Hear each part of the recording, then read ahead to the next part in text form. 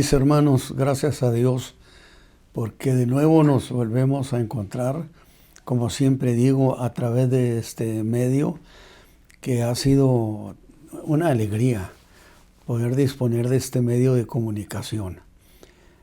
Y gracias a Dios por concedernos este gran privilegio.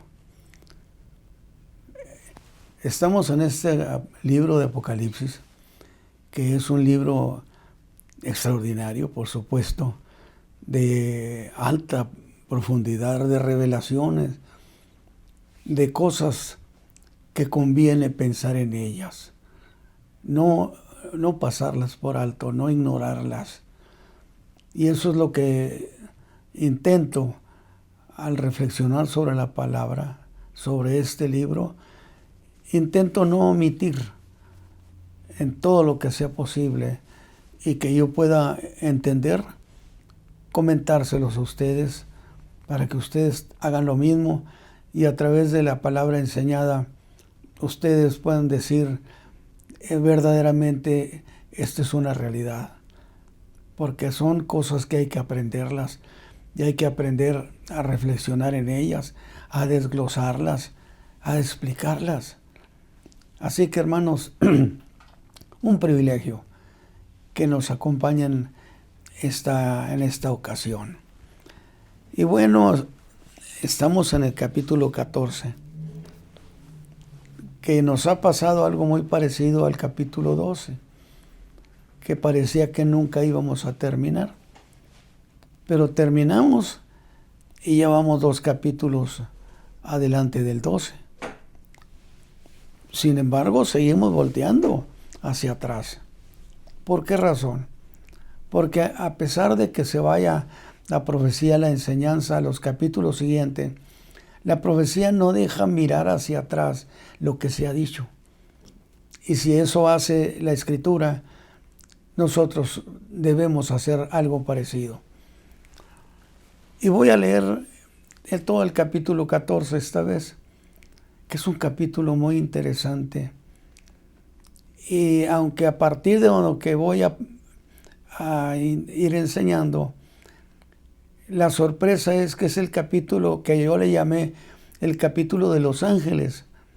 Y uno y otro y otro y otro. Era una participación durísima, porque era tiempo de juicio. Y a partir del versículo 6 del capítulo 14, dice, y vi otro ángel volar por el medio del cielo, que tenía el evangelio eterno para predicarlo. ¿Predicarlo a quiénes? A los que moran en la tierra, a toda nación y tribu y lengua y pueblo. Que a mí me maravilla hacer una especie de comparación de lo que muchas veces se ha dicho en el medio de la predicación, que la iglesia no ha podido cumplir toda esa ruta, todo ese espacio de tiempo de los lugares de la tierra. Sin embargo, este llegó y predicó en todo el mundo, diciendo en alta voz, temed a Dios y dadle honra. Escuche bien, porque la hora de su juicio ha venido. Y yo quiero que usted tenga muy en cuenta este detalle, porque la hora de su juicio es venido. Y adorar a aquel que nos ha hecho que ha hecho el cielo y la tierra y el mar y las fuentes de las aguas. Y otro ángel siguió, diciendo, ha caído Babilonia, aquella grande ciudad, porque ella ha dado a beber a todas las naciones del vino del furor de su fornicación. Y el tercer ángel, que siguió diciendo en alta voz, si alguno adora a la bestia, escuche bien ese detalle, y ese tercer ángel está diciendo en alta voz, Si alguno adora a la bestia y a su imagen, y toma la señal en su frente o en su mano, ese también beberá del vino de la ira de Dios. Y quiero que usted observe muy bien ese detalle. Echado puro en el cáliz de su ira, y será atormentado con fuego y azufre delante de los santos ángeles y delante del Cordero. Hasta ahí voy a leer esta narración extraordinaria, que pareciera que existe nada más la operación de los ángeles. Pero quedó muy claro que este tiempo es un tiempo de juicio. Así que, mis hermanos, voy a hacer lo siguiente. Yo soy consciente de que hay muchas cosas de las que tenemos que centrar todo nuestro enfoque de enseñanza o reflexión. Y en la ocasión pasada hablé acerca de la cuestión interesantísima, que aunque no voy a entrar a las 70 semanas de nuevo, yo dije que la profecía voltea siempre hacia atrás para ver qué hemos dejado hacia atrás. No sea que algo se nos haya quedado y no lo hayamos visto o no lo hayamos manifestado, y esa enseñanza se queda nula en los términos de entendimiento y conocimiento. Y una de las cuestiones que tengo mucho interés es el siguiente. Ustedes recuerdan, pero voy a hacer algo todavía diferente.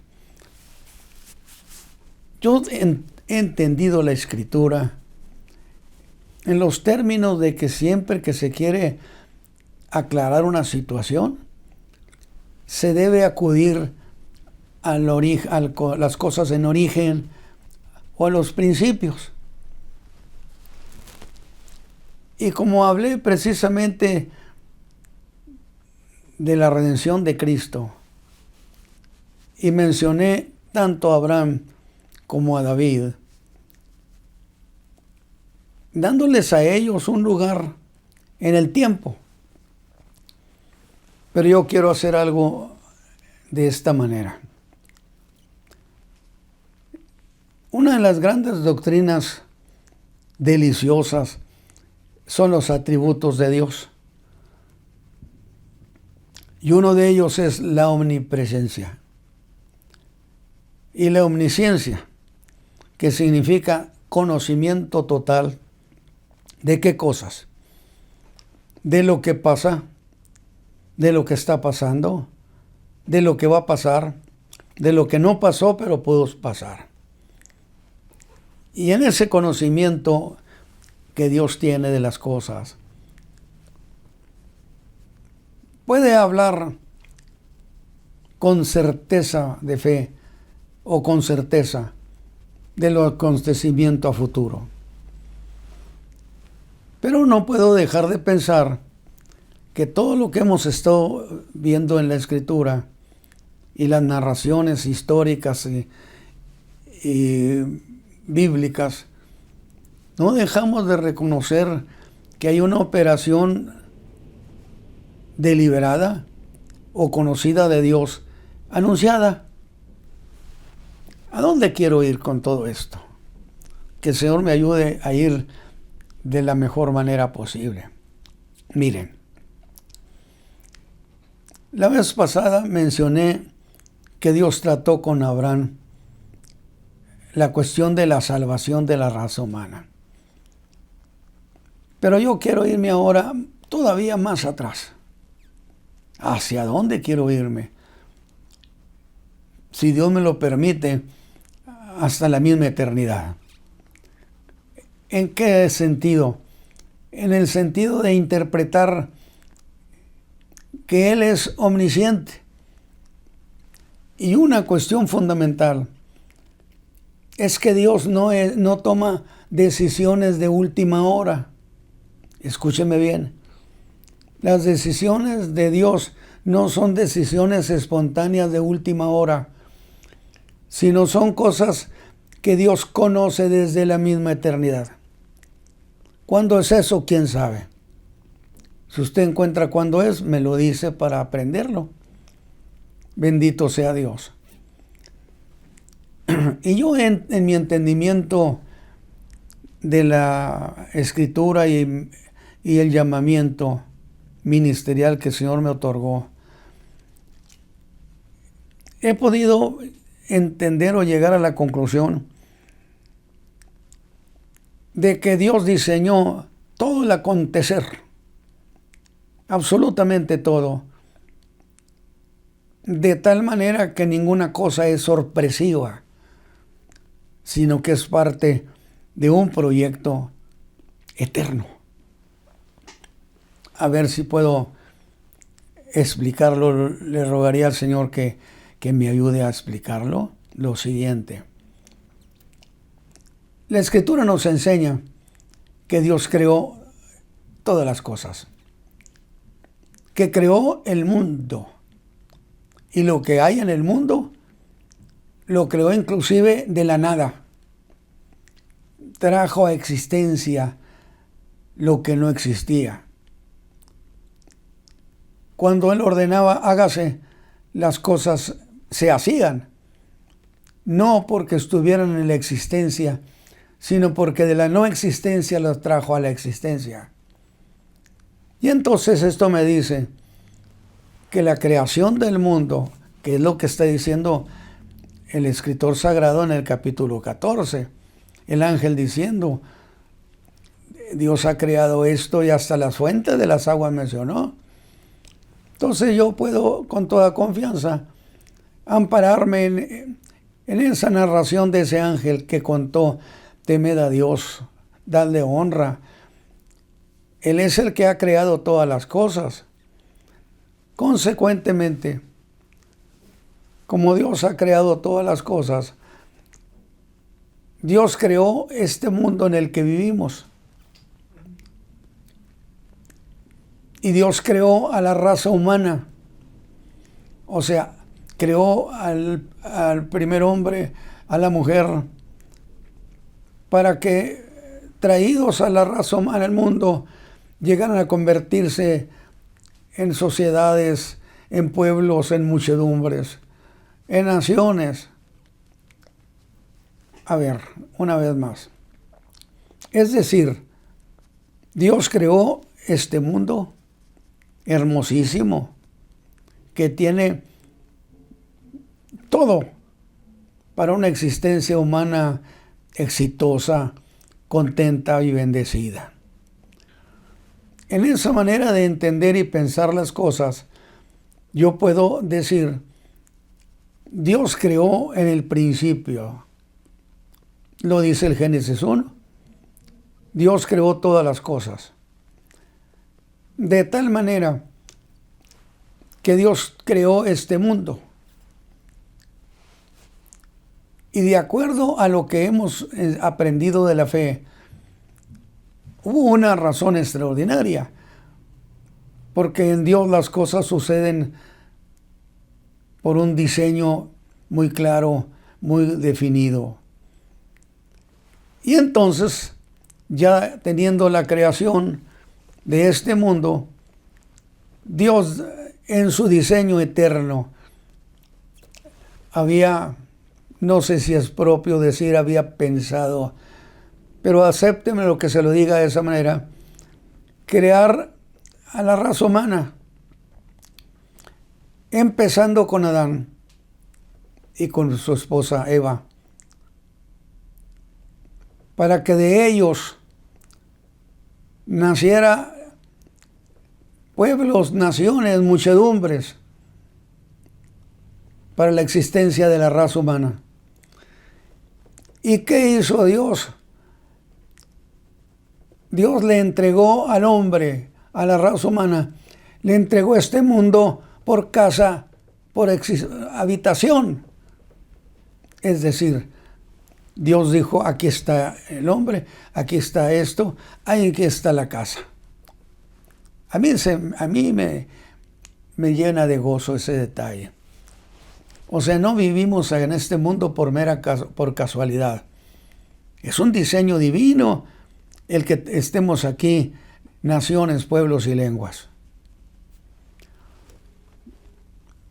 Pero dije que a Adán Dios lo instruyó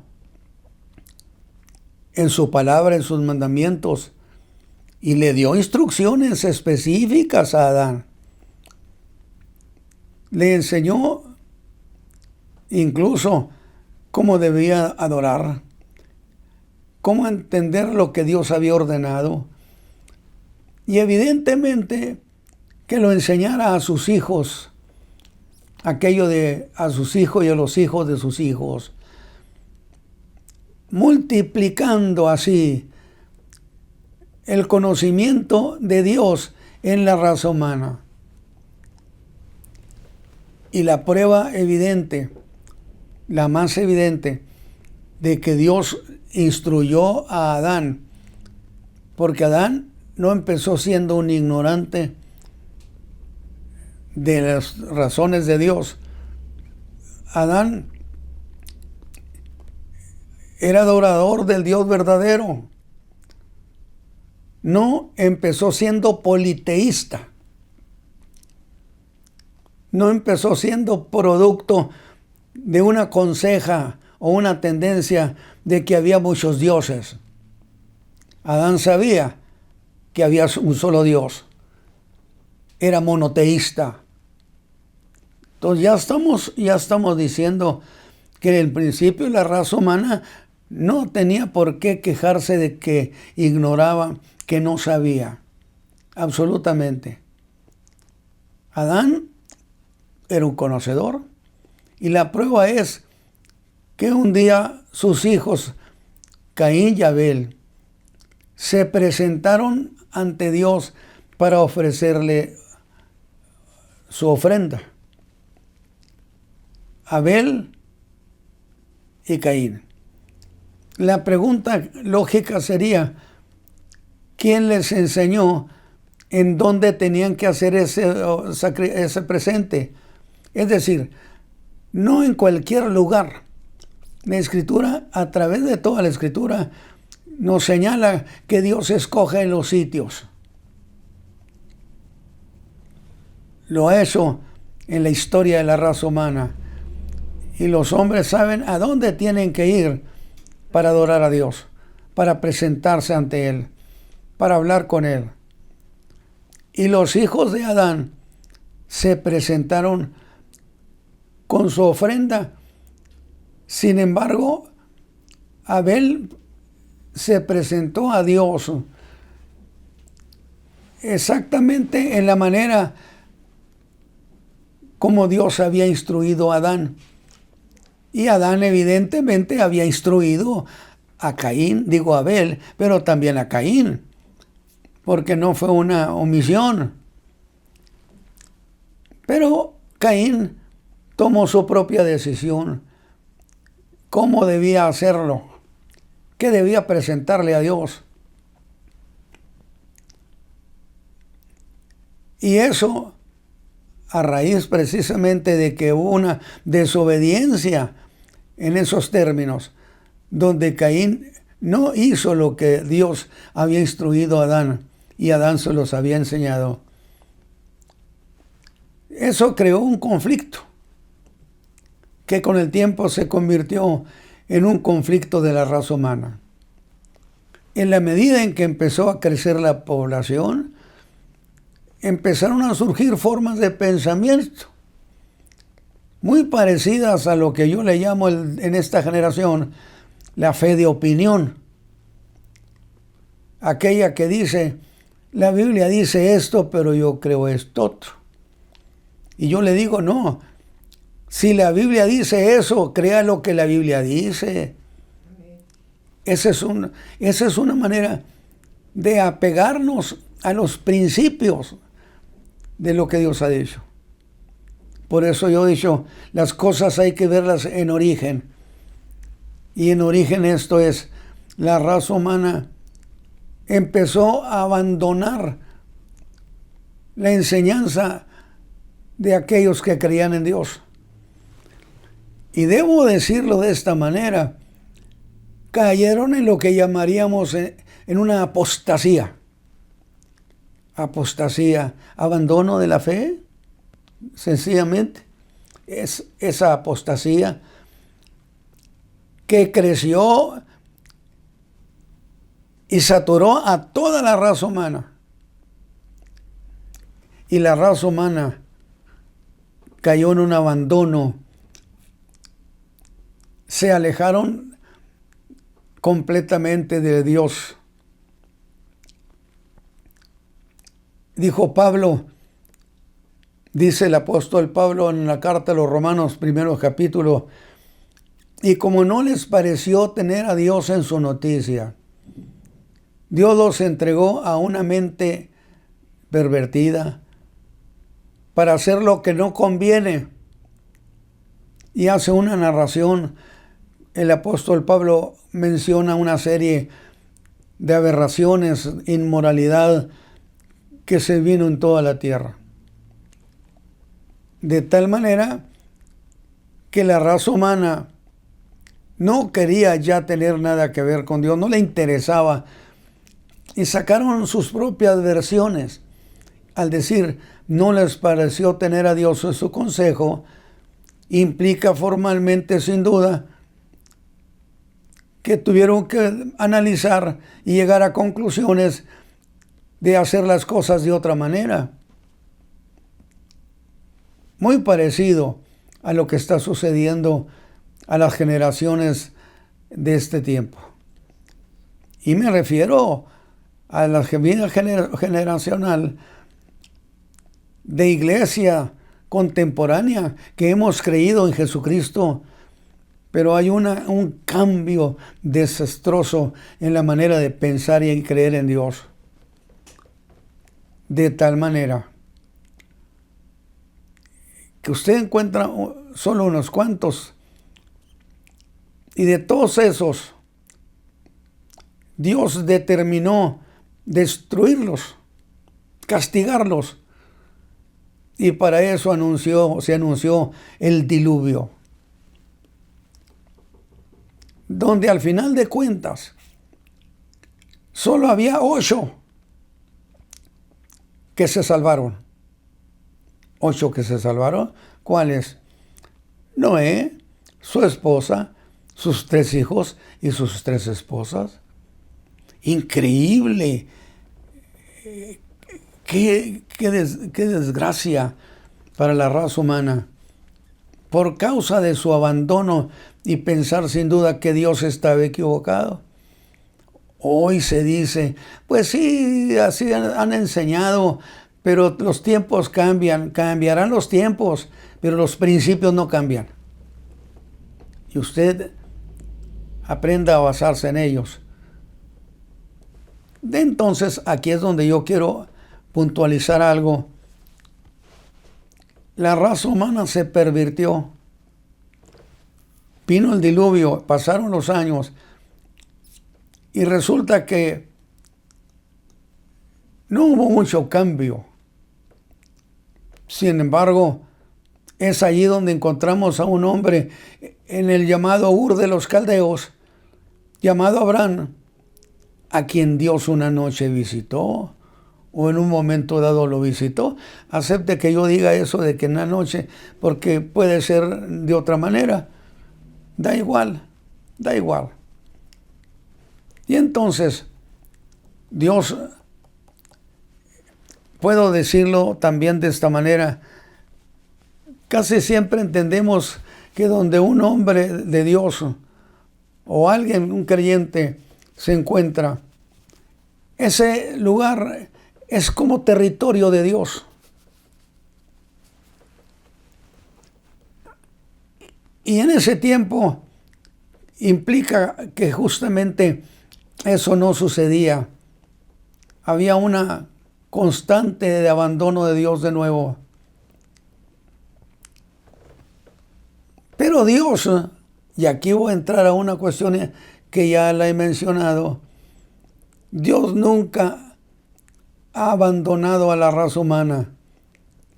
Nunca la ha mandado al bote de la basura, sino que siempre ha pensado en cómo salvar al hombre, cómo salvar a la raza humana.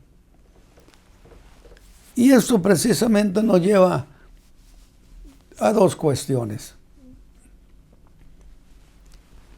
Una, con el proyecto que le vamos a llamar el proyecto de salvación de la raza humana. No encontramos un proyecto de salvación exclusivo de un grupito o de un pueblo o de una tribu o de una nación. La Escritura nos enseña que el propósito de Dios era salvar a todos. Todo aquel que cree en mí vivirá. Venid a mí todos los que estéis cargados y trabajados, que los haré descansar. ¿A cuántos? A los todos. Bendito sea Dios. Entonces yo estoy planteando esto. Aquí tenemos que Dios, por así decirlo, echa a andar un proyecto de la intención que ha tenido siempre de que la raza humana le sirva.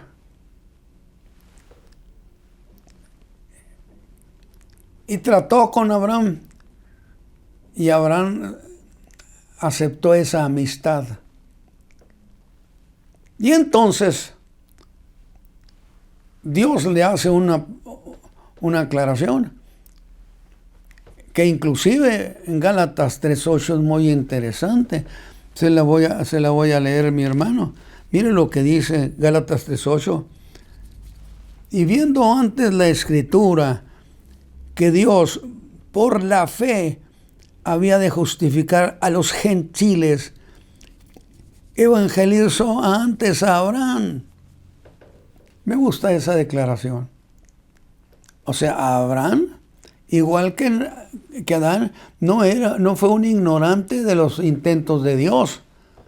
Adán conoció, Abraham conoció, y el apóstol Pablo en su carta a los Gálatas nos dice que habiendo la Escritura donde el hombre iba a ser justificado por la fe, Dios evangelizó a Abraham.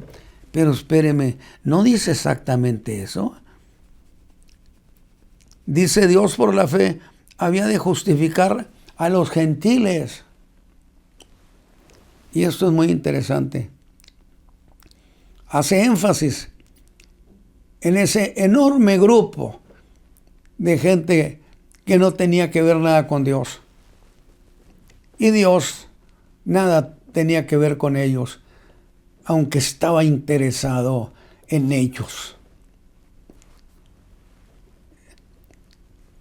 Y el escritor sagrado, de manera plena, directa, dice la Escritura, se dio cuenta que por la fe había Dios de justificar a los gentiles. El mismo pasaje nos da muy claro que Dios tenía interés en la salvación de los gentiles, que había después de convertirse en un conflicto con el pensamiento judío, porque se llegaría a pensar que Israel tenía la exclusiva de Dios, y se lo decían a los gentiles. El trato que habían con ellos no era agradable, era muy agresivo. Y entonces el problema está en que los gentiles los correspondimos. Hubo una correspondencia mutua. Lo que dijeron de los gentiles y lo que los gentiles decían de ellos. De tal manera que, desde luego, ¿Cómo poder ganar a esa gente para Dios si ya tengo un conflicto de identidad con ellos? Observe ese detalle interesante. O sea, esos son detallitos finos de la palabra. A mí me gusta verlo. No sé si a usted, pero a mí me fascina. Y entonces, Dios le dijo a Abraham, habiéndolo evangelizado, que para mí y para lo que implicaba lo que estaba buscando la salvación de la raza humana, Abraham fue un conocedor profundo, amplio de los propósitos divinos, porque el escritor dice, lo evangelizó.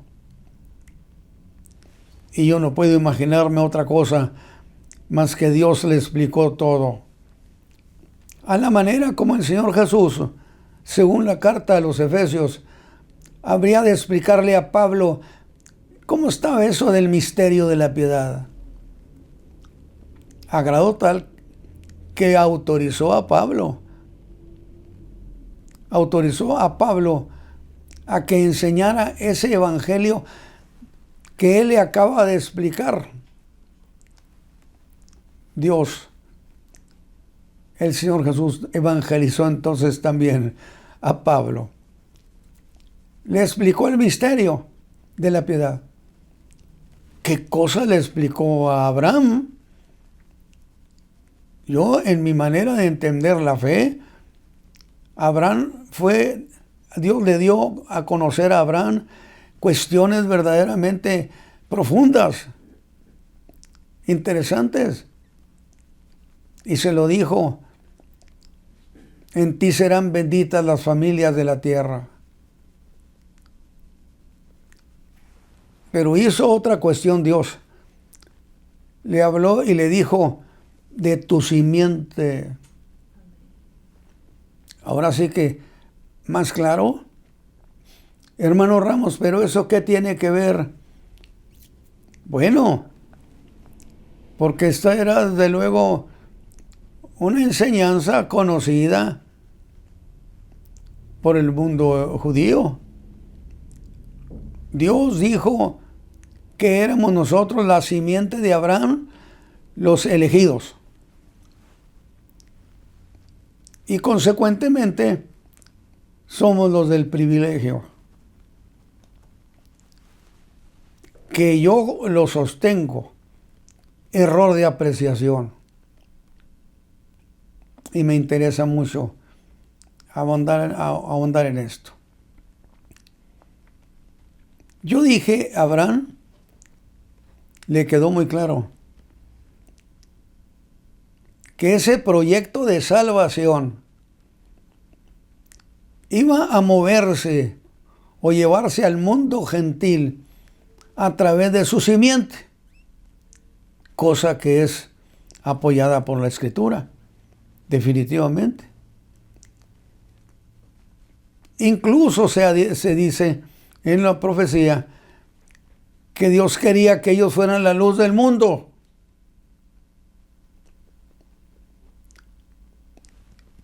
Y algunos intérpretes muy capaces han dicho, qué interesante, que Dios los llamó a ellos, anuncien, sean ustedes la luz del mundo, en vez de ser un conflicto, en vez de actuar con soberbia, les dijo, sean luz del mundo.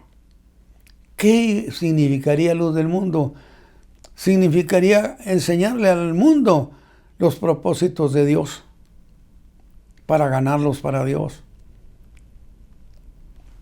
Pero la manera de entender, de llegar a perder la credibilidad en lo que Dios había enseñado, puesto que Romanos 11:25 lo dice. ¿Qué dice? Que llegará un día cuando la incredulidad de Israel se acabará. Entonces, definitivamente, sí había una tendencia hostil con el mundo gentil. Y esto es muy interesante. Entonces, veamos esta cuestión. Por favor, yo quiero que veamos esta cuestión de manera tranquila. A ver si puedo. Es decir, alguien me dijo, ¿vas a volver a las 70 semanas? Y yo con mucha pena dije que quizás sí, quizás no. Pero ¿cómo me le escapo yo a esas versiones bíblicas de la profecía? Imposible. Sin embargo, le estoy entregando a usted cosas que nunca he dicho, como eso que acabo de decir, desde la eternidad. Dios, a mí me parece que había dos cosas en el querer de Dios, en el decidir de Dios. Una, salvar a la raza humana, darle salvación al hombre.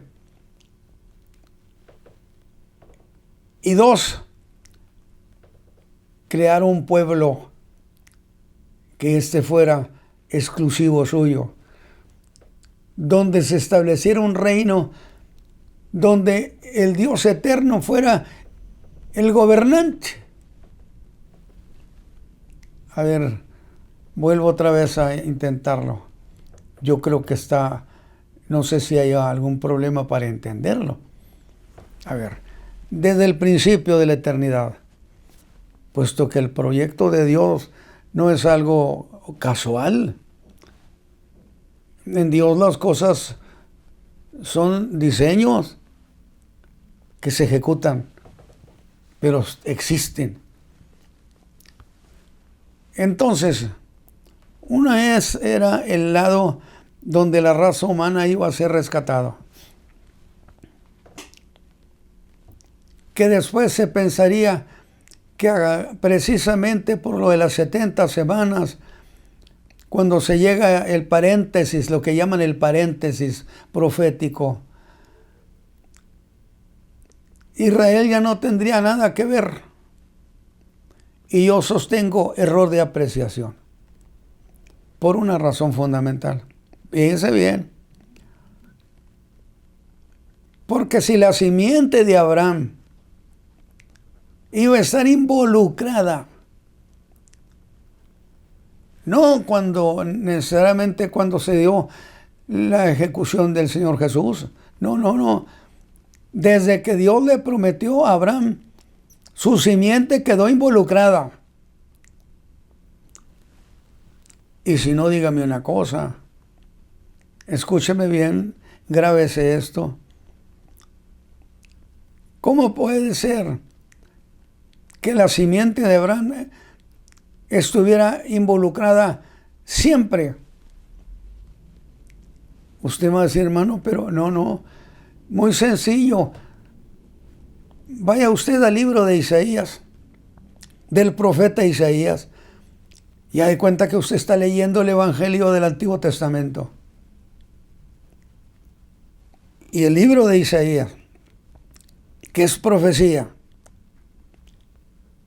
involucraba absolutamente a toda la nación judía. ¿Por qué razón digo eso? Bueno, porque si la simiente de Abraham iba a estar involucrada, porque Dios se lo dijo, ¿en qué manera el tiempo de cuando se hace esa suspensión de espacios, en qué momento la simiente de Abraham podía quedar fuera? Si desde el principio de la promesa que Dios le dijo a Abraham, tu simiente, esto será por tu simiente. Consecuentemente, el pueblo de Israel, dentro de ese proyecto de salvación, no puede de ninguna manera quedar fuera. ¿Cómo puede usted dejar fuera a los profetas? Es decir, Déjeme decirlo de otra manera más sencilla. Dios quería salvar a la raza humana y hace un proyecto, por así decirlo, hace un proyecto y busca a un hombre. Entre ellos fue Abraham, que se hizo el amigo de Dios.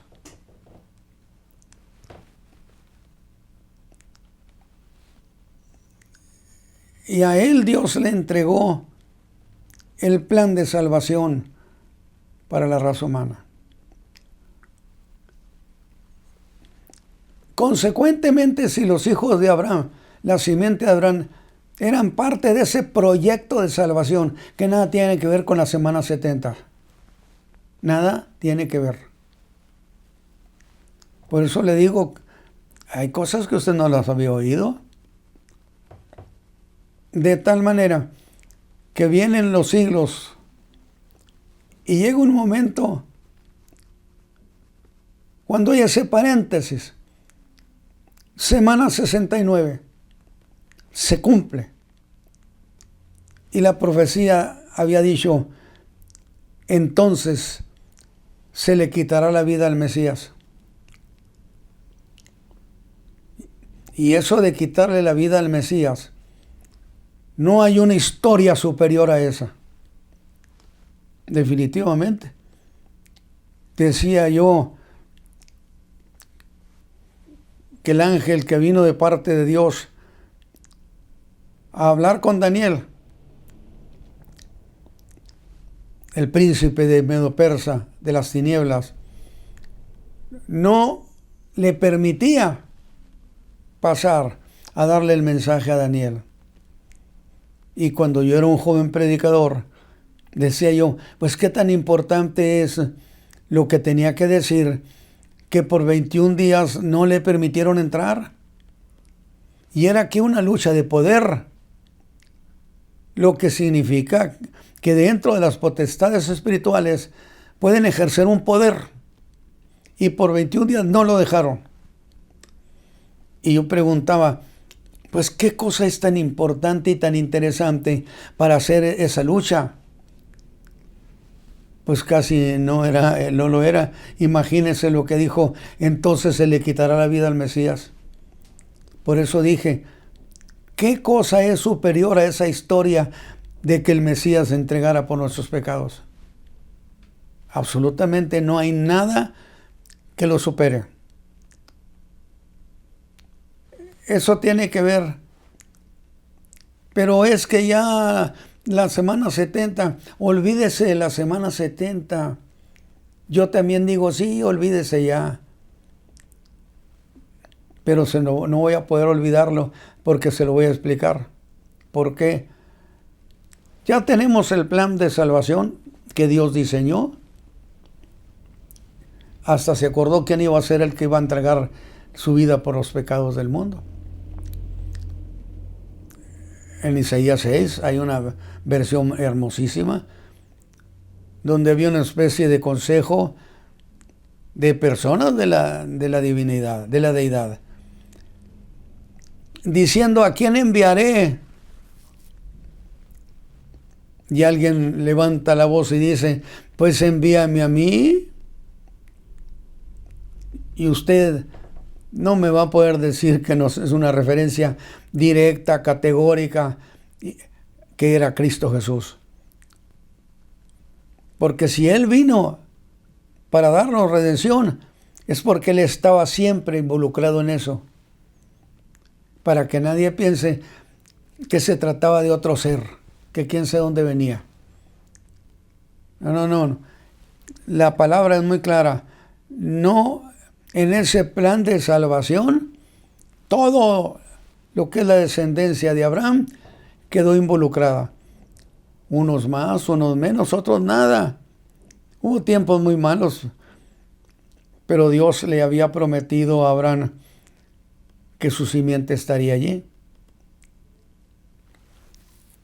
Pero ¿qué quiero explicar de lo de las 70 semanas? Fíjese usted que le voy a dar gusto. y no voy a decir mucho. Pero así como tenemos de parte de Dios un proyecto de salvar a la raza humana, en el cual estarían involucrados generaciones descendientes de Abraham, y usted no los puede sacar. Pero que es este tiempo cuando es una especie de paréntesis, lo que usted quiera, los 1000 paréntesis que usted quiera, pero a la descendencia de Abraham usted no la puede sacar. Se le quitará la vida al Mesías, mas no por sí. Ahora, yo no sé si se me está entendiendo lo que estoy planteando. Pero entonces, ¿qué de la semana 70, hermano Ramos? Porque usted las ha mencionado, pero no nos ha explicado. Se las voy a explicar. Lo más breve posible. Voy a hacerlo. Así como Dios diseñó un proyecto llamado la salvación del hombre a través de los siglos, eso sí, a través un proyecto ejecutarse a través de la descendencia de Abraham, tu simiente Abraham. En ti serán benditas las familias de la tierra. Eso no lo puede usted cambiar. Ni en el paréntesis los hijos de Abraham quedan fuera. Porque la salvación del mundo fue para unos y para otros, para judíos y gentiles. Lo que significa que los hijos de Israel no quedaron, ni aún en ese tiempo quedaron fuera, sino entonces cómo se predicaba a judíos y a gentiles que fueran salvos. Y es muy interesante este planteamiento, porque ¿cómo eran salvos los gentiles? Pedro estaba predicando, creo que en Cesarea, y cayó el Espíritu Santo. Y empezaron a hablar en otras lenguas, como había sucedido unos días antes, allá el día de Pentecostés. Y dijeron, ¿encontramos que sucede lo mismo que sucedió con nosotros?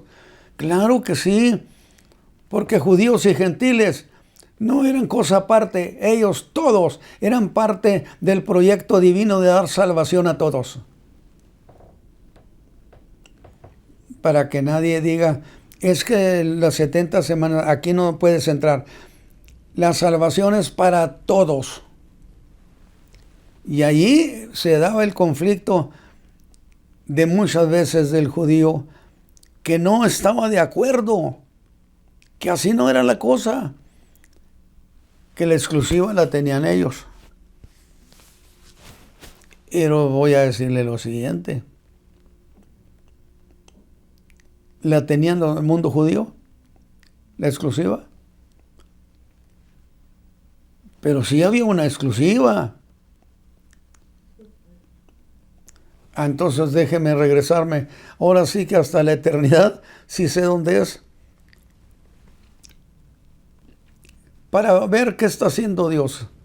Y está haciendo una segunda cosa. Él sabe que los siglos van a moverse. ¿Sí? Los siglos se van a mover. Y va a llegar el tiempo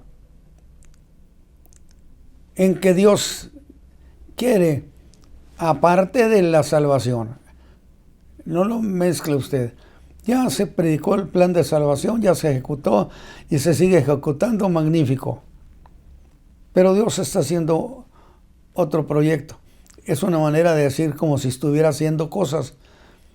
Pero ejecutó ese proyecto de establecer un reino en la tierra, donde Él gobernara, donde fuera gobierno divino entre los hombres. Una vez más, yo no sé si estoy explicando esta cuestión. que yo me estoy yendo a pensar como si fuera allá en esa eternidad y allá anduviera yo. ¿Qué diera yo porque pudiera explicarles a ustedes muchas cosas profundas e importantes? De tal manera que Dios diseña un plan de a cierto tiempo de la historia de la raza humana, cuando muchas cosas se consumen. Él a ese pueblo que salió de Abraham, a ese pueblo, llegaría un día cuando Dios establecería un reino con capital en Jerusalén. Y que eso sí sería un asunto exclusivo de Israel. A ver, una vez más, que sería un asunto exclusivo, por supuesto, porque para ese reino necesariamente tienen que ser hijos de Abraham. Y van a poseer la tierra que Dios les prometió. No la que ellos quieran, la que Dios les prometió. Por eso, los que han de poseer ese lugar, la tierra, con su capital en Jerusalén, necesariamente han de ser hijos de Abraham, porque allí es donde las 70 semanas es un proyecto, un plan distinto al otro, al de la salvación, cosa aparte. De tal manera que ese pueblo descendiente de Abraham habrá de establecerse en Jerusalén como capital. Porque el capítulo 14 que leímos, encontramos aquellos 144,000 que estaban con el Cordero en Sión. Aquí Apocalipsis 14 lo dice. Pues, y le voy a decir algo. Este detalle que dice que estaban en el monte de Sión, 144,000, y que había fiesta. Déjeme decirlo así, porque había alegría, había canto, había música. Los arpistas estaban emocionados. Y yo digo, algo iba a suceder. ¿Qué podría suceder? Este momento, esto que estamos diciendo, es un suceso que se da después de la segunda venida de Cristo. Porque el reino había de restaurarse, el reino de David, no antes de la venida de Cristo, puesto que en la segunda venida el Señor Jesús viene a la tierra para cumplirle la promesa que le hizo a David, que un hijo suyo, y que viene, según Mateo 24, que viene acompañado del ejército de Dios, de las nubes del cielo, este es descendiente directo de David, cumpliendo la profecía que un hijo tuyo, David, se sentará en el trono. Déjeme ver que no se me vaya a olvidar lo que estoy planteando. Pero déjeme hacer también una precisión. A esas alturas ya no se está predicando el Evangelio de la Gracia, según Romanos 11, 25 y 26. Ya se terminó. La gracia diría misión cumplida.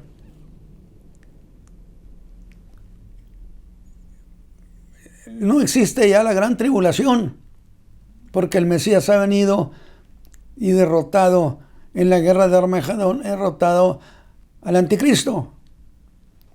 y lo mandó al abismo junto con el falso profeta. Eso ya no estaban. Entonces, muchas cosas, cuando la gracia termina su tarea, muchas cosas tienen cumplimiento. Y una de ellas es precisamente que el hijo de David, ¿qué va a hacer? Deje de equivocarme deliberadamente. Pues resulta que va a establecer el reino milenial. Entonces tengo que decir, error de apreciación del hermano Ramos. No viene a instalar, porque se instala lo que no existe. Pero si usted va a la Escritura y va a Amós, usted encuentra que se habla del reino de David, que se habla del santuario, que se habla de todo eso, como si siguiera existiendo. ¿Qué le hace que esté destruido? Para Dios el reino de David no está aniquilado, sigue presente. Por consecuencia, cuando dice que levantará sus muros en el santuario, es la misma pregunta que los discípulos, los apóstoles le hicieron al Señor Jesús allá en el capítulo 1 del libro de los Hechos, cuando el Señor habló de la profecía de Joel 2, hablando del derramamiento del Espíritu Santo del último tiempo. Y los apóstoles, los discípulos, le dieron su interpretación según lo que ellos entendían también. Que eso significaba que después del derramamiento, al poquito tiempo, se restablecería el reino de David. ¿Y cómo le preguntan? ¿Cómo le preguntan? ¿Restaurarás el reino de Israel? No dijeron instalarás, restaurarás.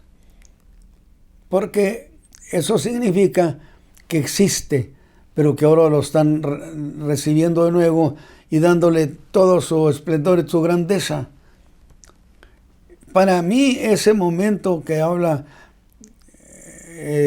capítulo 14, para mí es un momento cuando ha de restaurarse el trono de David y el Señor Jesús, el Hijo del Hombre.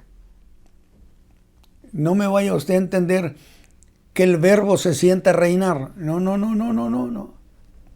Es el Hijo del Hombre. Que hemos dicho, Cristo nació como nace cualquier hombre. Aprendió como aprende cualquier hombre. Fue a la cruz del Calvario como cualquier hombre. Sufrió como cualquier hombre. Un hombre que no tenía en qué valerse.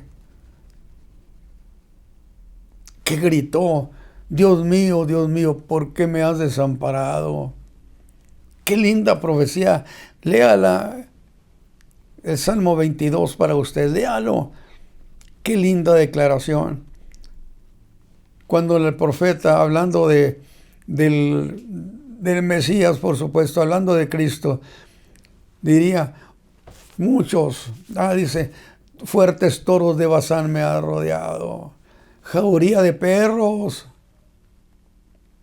Eso dice la violencia del trato con que le dieron al Señor el día de su crucifixión.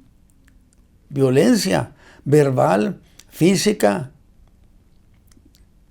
por supuesto. Y dice en la profecía, muchos, dice, han clamado a ti y les has ayudado.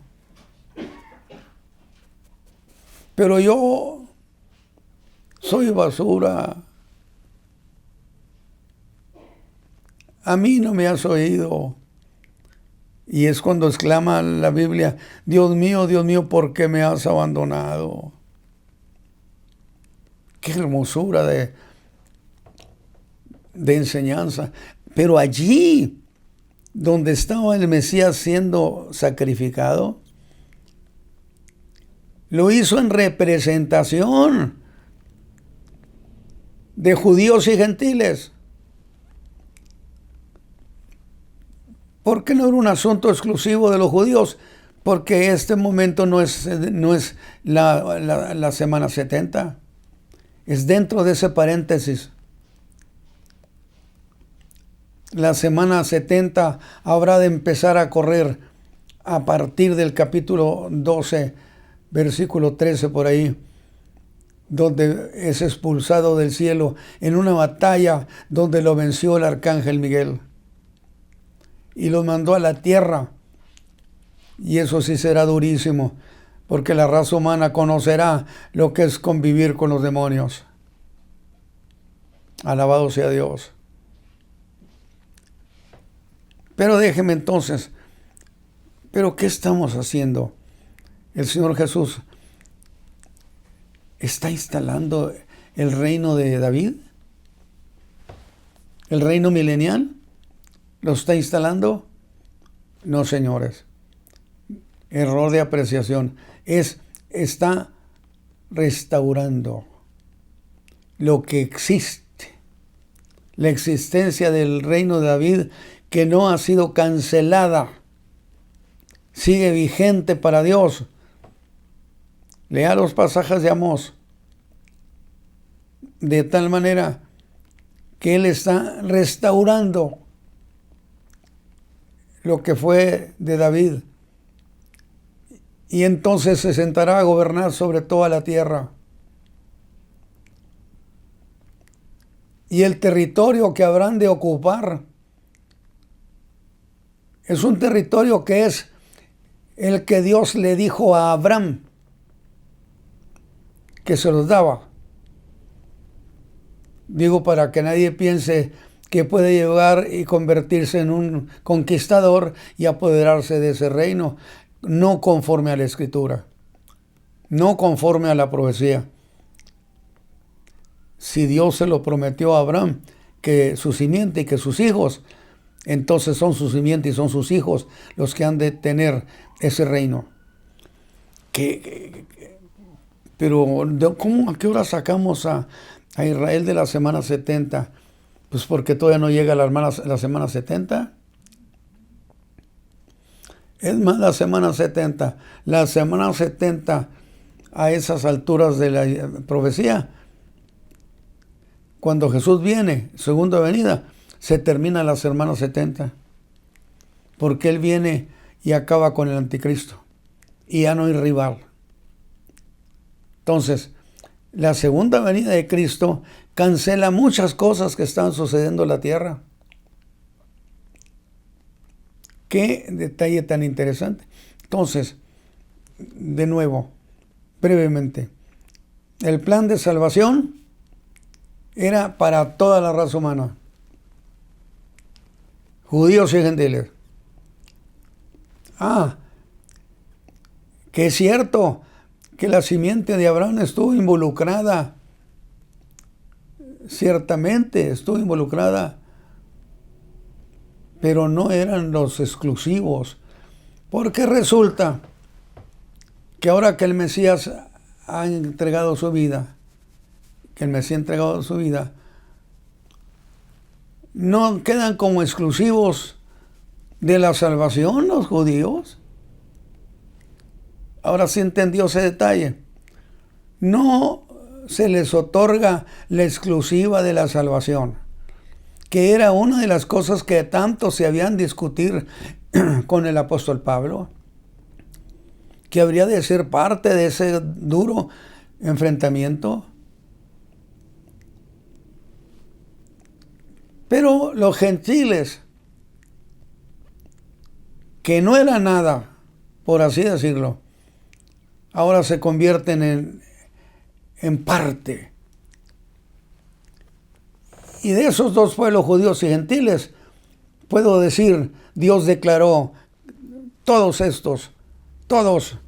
son exclusivos, porque la salvación es para el que crea, para judío y gentil. ¿Está entendiendo ese detalle? Para que luego usted pueda entender la carta de los Romanos. Creo que ya el tiempo se nos acabó. qué pena, porque siempre me quedo a unos pasos de llegar a la orilla. Que Dios me los bendiga, mis hermanos. Yo espero que esta aclaración, que se fue hasta el principio de los tiempos, de la eternidad, donde Dios decidió el plan de salvación, se lo entregó a Abraham, le prometió que su simiente estaría involucrada en el proyecto, pero no en la exclusiva. Y segundo, esas 70 semanas, que era el proyecto que tiene que ver con este pueblo descendiente de Abraham, convirtiéndose en la capital del reino milenial. Eso es la diferencia, que nada tiene que ver con la salvación, aunque no podemos hacerla a un lado. Pero una y otra son dos cosas distintas. Yo espero que algunos que tengan preguntas las podamos ver. Me gustaría. Déjeme orar entonces. Padre eterno, muchas gracias porque en tu misericordia nos has favorecido. Quisiéramos con todo nuestro corazón ser eficientes al enseñar estas cosas eternas. Concédeme ese deseo. Concédemelo, Dios. Por Cristo Jesús, bendice a tu pueblo, a mis hermanos que estén escuchando esta enseñanza. Por Cristo Jesús. Amén.